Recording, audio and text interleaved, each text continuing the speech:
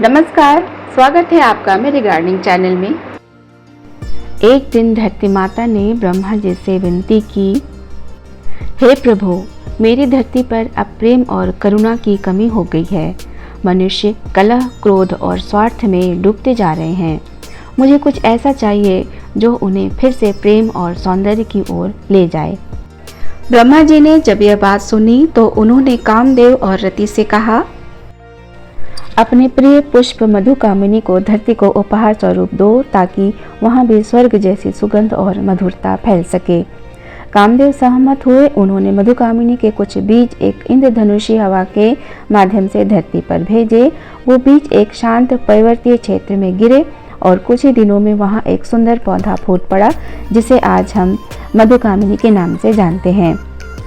जब वह पहला फूल खिला, उसकी खुशबू से आसपास का वातावरण ही बदल गया। पक्षी गाने लगे, हवाएं मधुर हो गईं और वहां आने वाला हर मनुष्य एक अजीब सी शांति और प्रेम से भर गया। तभी से माना जाने लगा, मधुकामिनी कोई साधारण पौधा नहीं, यह तो स्वर्ग का उपहार है जो प्रेम, सौंदर्य और शांति का दूत बनकर धरती पर आया है। जी हाँ, यही मधुकामिनी का पौधा है। ये देखिए, कलियों और फूलों से भरा हुआ, खुशबूदार, बहुत ही शुभ, सुंदर और बहुत ही बढ़िया पौधा होता है। इसे घर में ज़रूर लगाएं। ये जो मेरा मधुकामिनी का पौधा है, ये छोटी वैरायटी का है। एक देसी वैरायटी का भी आता है जो थोड़ा बड़ा होता है, लगभग एक अमरूद के पेड़ के जितना बड़ा होता है और उसमें भी बहुत भर भर के फूल आते हैं।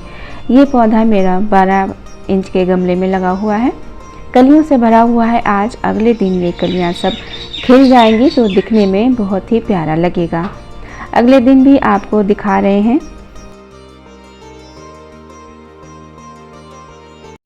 देखिए, नेक्स्ट डे सारी कलियां खिल गई और पूरा पौधा फूलों से भर गया और इसकी खुशबू तो बहुत ही गजब, दूर दूर तक फैलती है।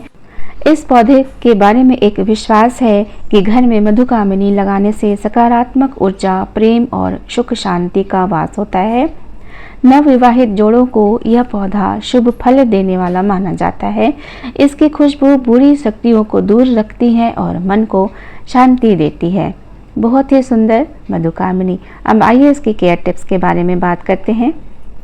लगाने का जो अच्छा समय है, फरवरी से जुलाई तक इसको लगा सकते हैं।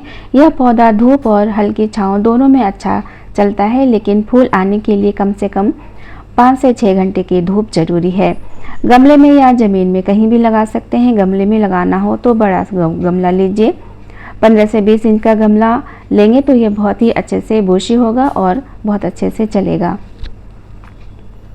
मिट्टी की बात करें तो अच्छी ड्रेनेज वाली मिट्टी चाहिए। इसको 50% गमले की मिट्टी, 30% खाद और 10% रेत और 10% कोकोपीट या राइस हस्क मिलाकर लगाएं।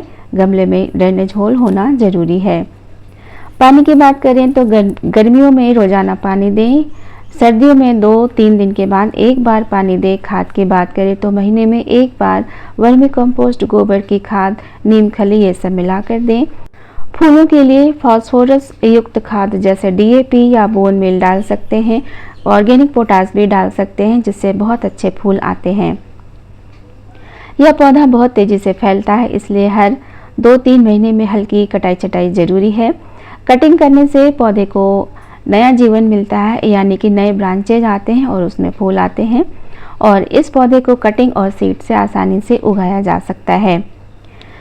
कीट इंसेक्ट की बात करें तो मधुकामिनी पर कोई कीट इंसेक्ट नहीं लगते हैं, लेकिन कभी कभी एफिड्स या मिलीबग आ सकते हैं। इसके लिए नीम ऑयल का स्प्रे कर सकते हैं। ध्यान रखिए, यह पौधा छांव में नहीं चलता है, मतलब हरा तो रहता है लेकिन फूल नहीं आते हैं। मधुकामिनी के फायदे के बारे में भी जानते हैं। सुंदरता बढ़ाने के साथ यह पौधा प्राकृतिक एयर फ्रेशनर की तरह काम करता है।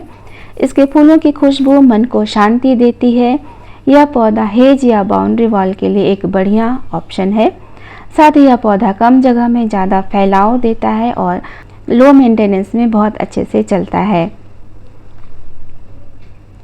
यह पौधा मेरा गमले में लगा है, बहुत भर भर के फूल आते हैं, लेकिन आप देखिए ध्यान से, इसके फूल एक साथ खिलते हैं, पूरे पौधे को भर लेता है, बहुत ही सुंदर लगता है। फूल रेगुलर खिलते रहें, इसके लिए रेगुलर खाद देना ज़रूरी है इसमें। तो मैं भी अब इसमें खाद डालूंगी। ये देखिए, ये वही पौधा है, सारे फूल खिलकर अब झड़ गए हैं। मधुकामिनी के फूल एक साथ खिलते हैं और पूरा पौधा फूलों से एक साथ भर जाता है, जो दिखने में बहुत सुंदर लगता है। फूल बहुत खिलते हैं, इसलिए इसको खाद भी अच्छे से चाहिए, मंथ में एक बार तो खाद चाहिए। नेक्स्ट टाइम फ्लावरिंग के लिए इसमें फर्टिलाइज़र डालेंगे। देखिए, ये फर्टिलाइज़र मिक्सर डालेंगे। ये है वर्मी कंपोस्ट, ये DAP, नीम खली, बोन मील और ये ऑर्गेनिक पोटास। इसी को मिक्स करके आज मधुकामिनी में डालेंगे और साथ में डालेंगे अनियन पील का लिक्विड फर्टिलाइज़र। फूलों के लिए बहुत ही बेस्ट लिक्विड फर्टिलाइज़र होता है। लिक्विड फर्टिलाइज़र डालने के लिए मिट्टी थोड़ी सूखी रहे तो अच्छा है। अभी बारिश का मौसम है, हर दिन बारिश हो रही है। बीच में अगर 1-2 दिन बारिश नहीं आ रही है, मिट्टी सूखी है, तो लिक्विड फर्टिलाइज़र डालिए, अच्छे फूल आएंगे।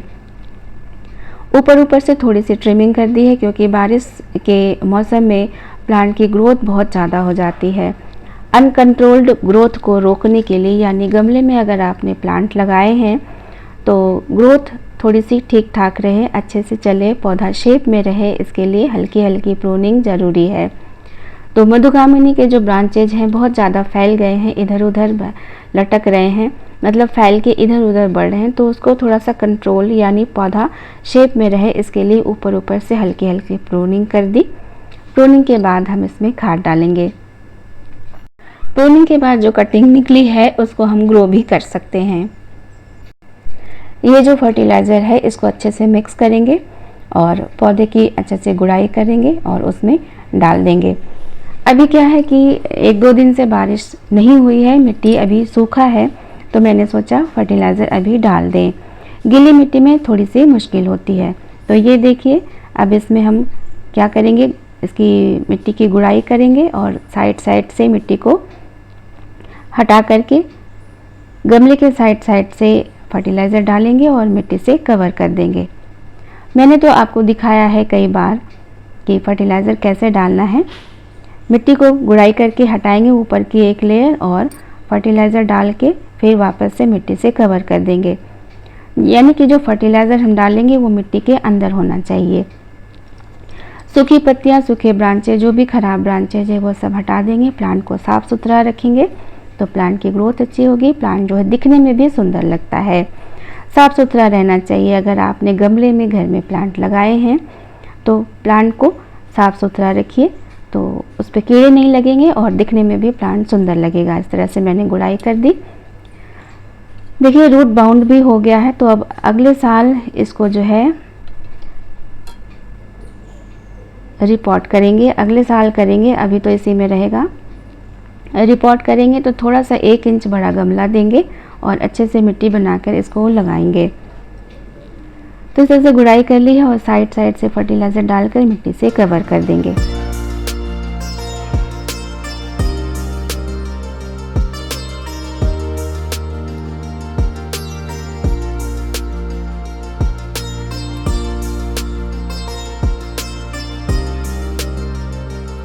इस तरह से अच्छे से फर्टिलाइज़र दे दिया है। जो ख़राब और सूखे पत्ते, टहनियाँ सब हटा दिया है।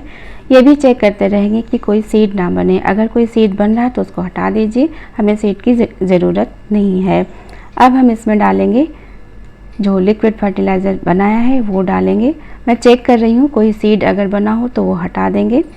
मुझे तो कोई सीड नज़र नहीं आया। अब मैं इसमें डालूँगी लिक्विड फर्टिलाइज़र। प्याज के छिलकों को 1 दिन के लिए पानी में भिगो कर रख दीजिए और ये बहुत ही अच्छा, फूलों वाले पौधे के लिए बहुत ही अच्छा फर्टिलाइज़र होता है। इसको रेगुलर इस्तेमाल करने से फूल बहुत अच्छे आते हैं। तो मैं ये पानी की जगह इसी को यूज़ करूँगी। मैंने 1 दिन के लिए प्याज के छिलके को पानी में भिगो कर रख दिया और फर्टिलाइज़र डालने के बाद जो हम पानी डालते हैं उसकी जगह इसी का पानी डालेंगे।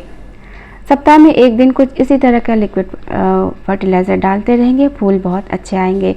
चाय की पत्ती का भी लिक्विड फर्टिलाइज़र दे सकते हैं। तो इस तरह से फर्टिलाइज़र देने का काम पूरा हुआ। ये मधुकामिनी 10-12 दिन के बाद कलियों से भर जाएगी और पूरा पौधा एक बार फिर से फूलों से भर जाएगा। तो फिर से हम आपको दिखाएंगे। मधुकामिनी पर दी गई जानकारी आपको कैसी लगी कमेंट में बताइएगा। अगर आप मेरे चैनल पर नए हैं, पहली बार वीडियो को देख रहे हैं, तो प्लीज़ मेरे चैनल को सब्सक्राइब भी कर लीजिए। वीडियो को पूरा देखने के लिए बहुत बहुत धन्यवाद। मिलती हूँ अगले वीडियो में किसी नई जानकारी के साथ। तब तक के लिए नमस्कार।